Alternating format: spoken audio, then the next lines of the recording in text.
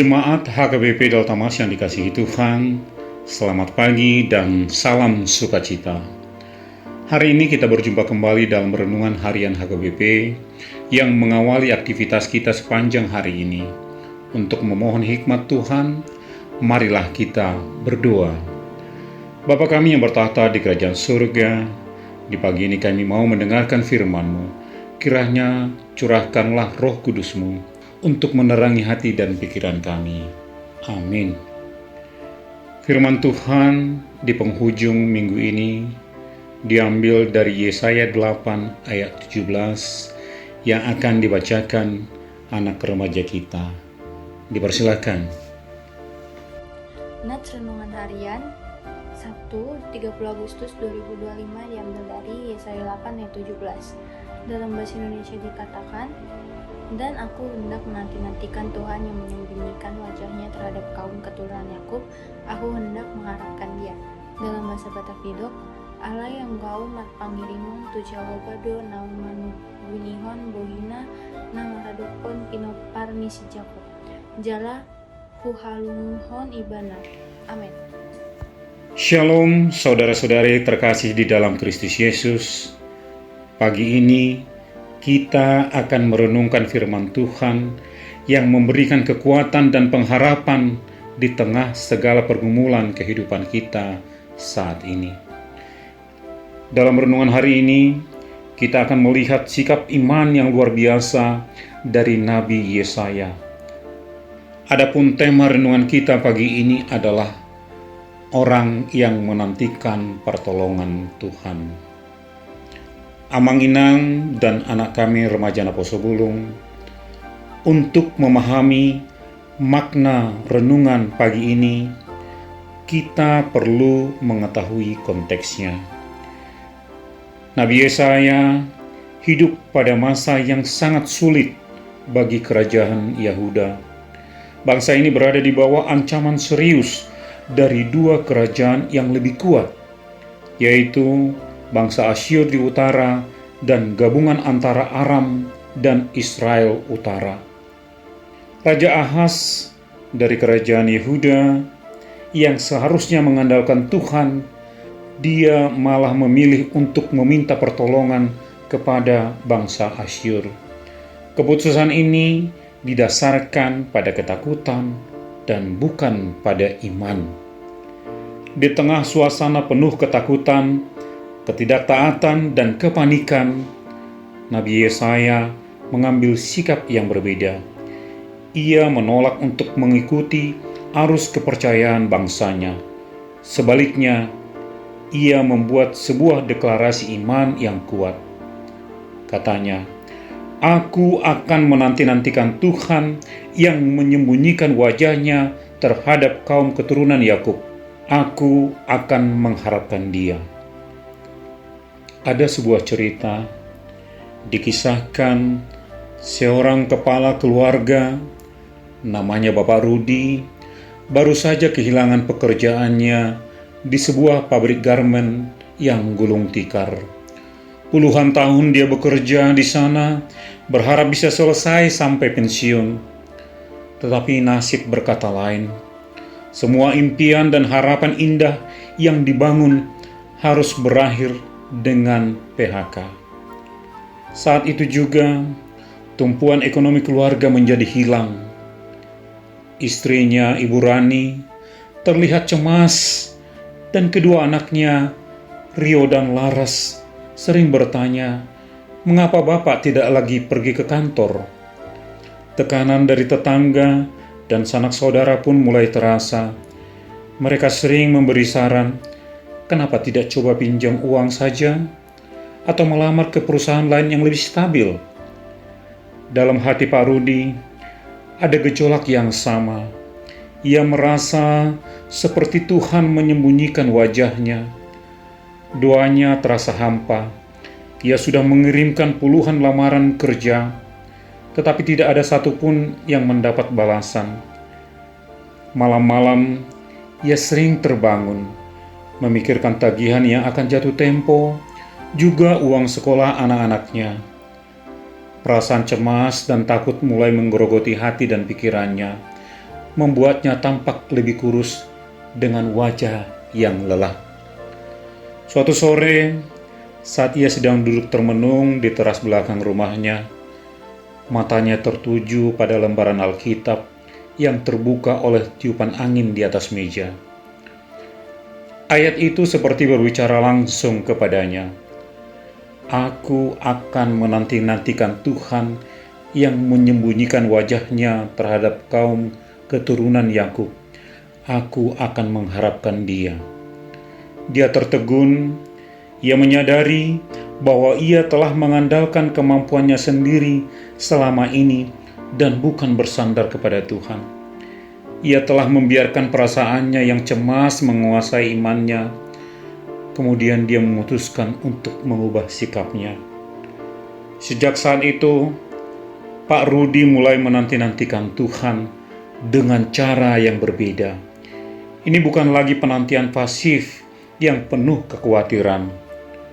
Dia mulai menanti dengan aksi.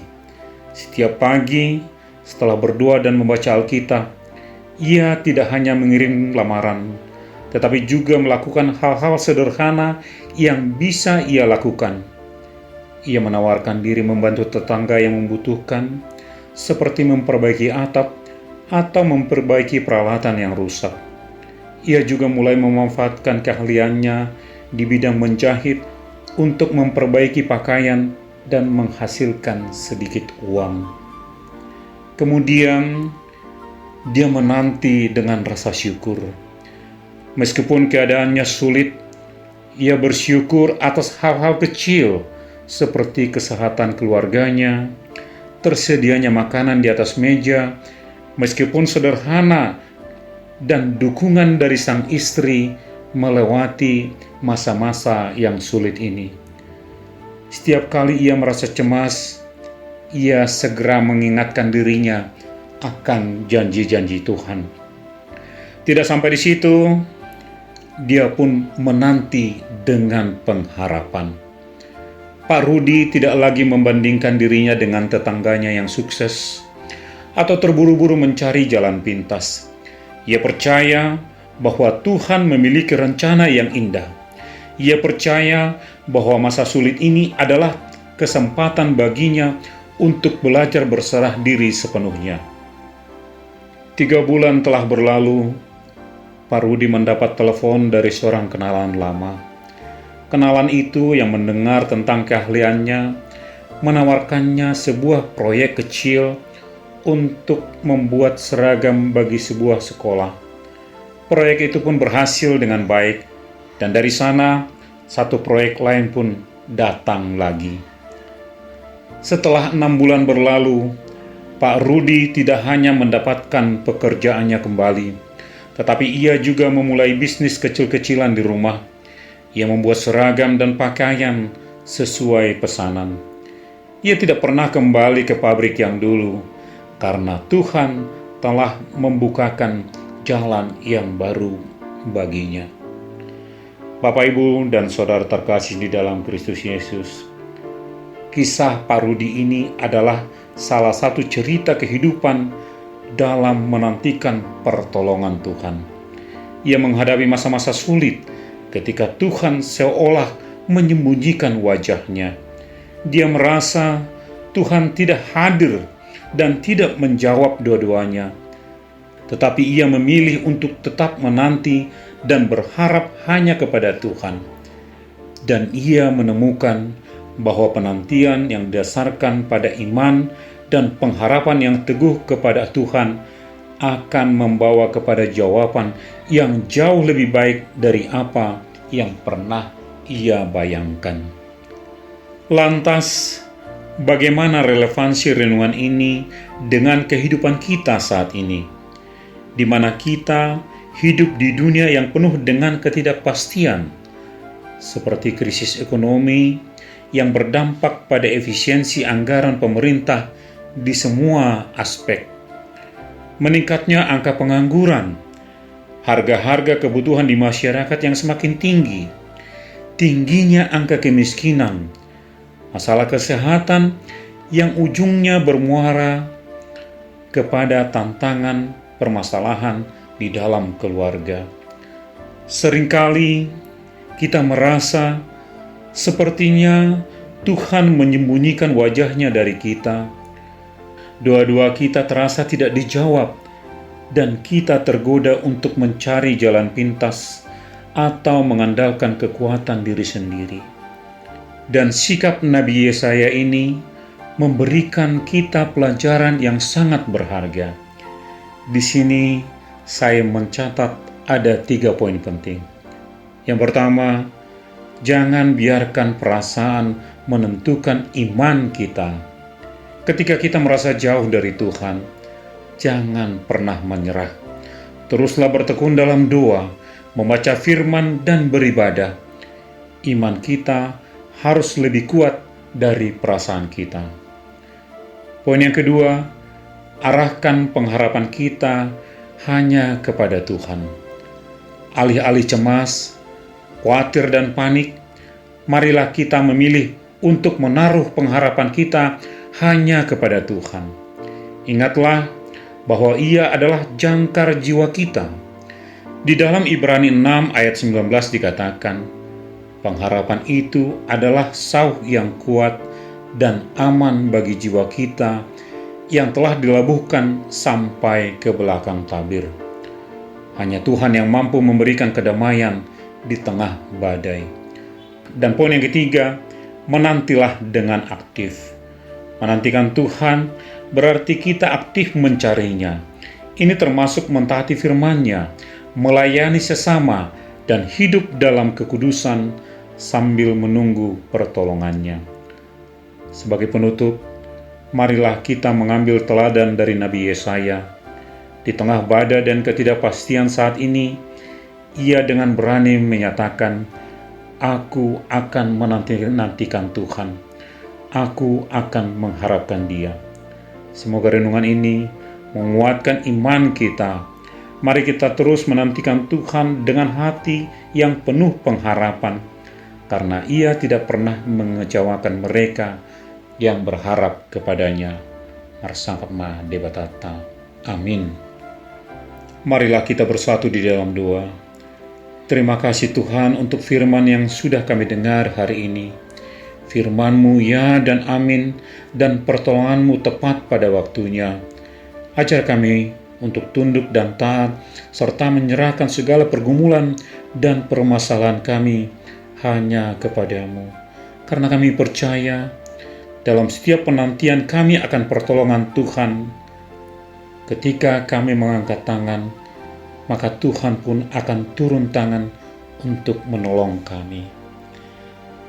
Berdoa untuk anak-anak kami, berkatilah mereka di dalam sekolah ataupun perkuliahannya.